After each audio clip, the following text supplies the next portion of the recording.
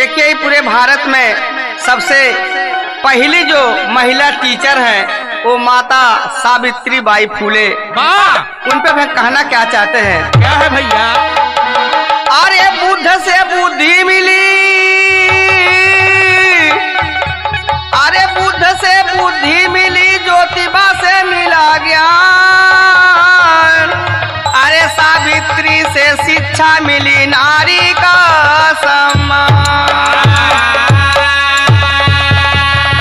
अरे दिन बीत जाते हैं छिन छिन में, अब से कर लेते, अब पछताए का हो तू है जब चिड़िया चुग गई के। आइए हम मिशन गायक बबलू निराला आप लोग के बीच में हमें महिला समाज को जागरूक होने के लिए ये गीत भेज रहल बानी। हमें आशा नहीं पूरा विश्वास है कि जो हमारी माताएं बहनें इस गीत को सुनेंगी उस गीत पर जरूर गौर करेंगी। तो आइए हम गीत के चलते हैं।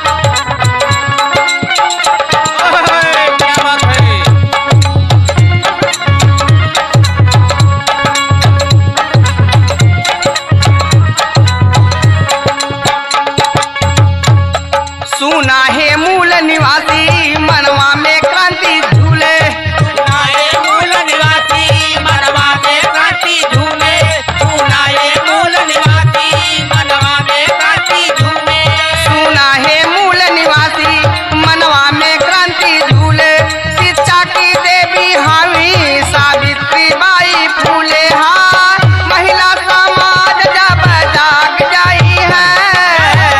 देखिए हम अपने माता बहने को इस जागरूक होने के लिए गीत को गा रहे हैं।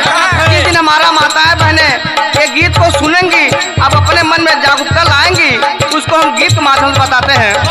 हाँ महिला समाज जब जाग जाई है, ढोंगी का मंडल लेके भाग जाई है, भाग गई है।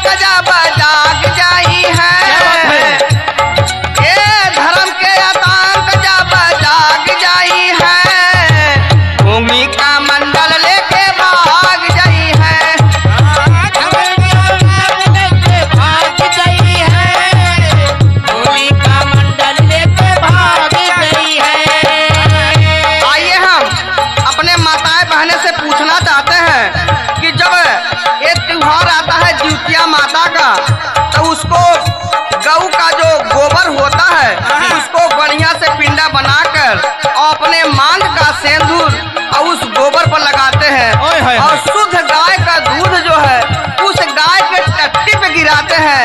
ये बहुत सोच और विचार करने की बात है।